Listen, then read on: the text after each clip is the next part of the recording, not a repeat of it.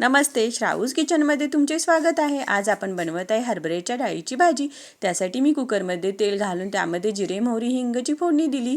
नंतर मी कांदा आणि कढीपत्ता घातला. कांदा चांगला भाजल्यानंतर मग आपण त्यामध्ये टोमॅटो घालू आणि आले लसूण पेस्ट आणि टोमॅटो चांगला भाजून घेऊ. येथे तुम्ही बघू शकता. नंतर टोमॅटो भाजल्यानंतर आपण त्यामध्ये काळी चटणी, जिरेपूड, धनेपूड, हळद घालू आणि मसाला चांगला भाजून घेऊ तेलामध्ये. मसाला भाजल्यानंतर आपण हरभऱ्याची डाळ जी धुवून घेतली होती ती घालू आणि डाळ चांगली भाजून घेऊ. येथे तुम्ही बघू शकता डाळीला छान असे तेल सुटलेले आहे. नंतर चवीनुसार मीठ घालून हलवून घेऊ.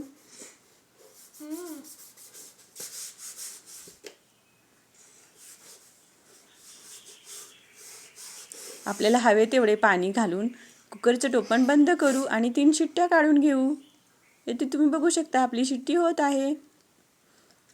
थंड झाल्यानंतर कोथिंबीर घालून मस्त अशी आपली हरभऱ्याच्या डाळीची भाजी तयार आहे. चपातीसोबत किंवा भातासोबत खूप छान लागते. तर तुम्ही नक्की करून बघा ही हरभऱ्याच्या डाळीची खमंग अशी भाजी आणि मला सांगा कशी झाली होती. धन्यवाद.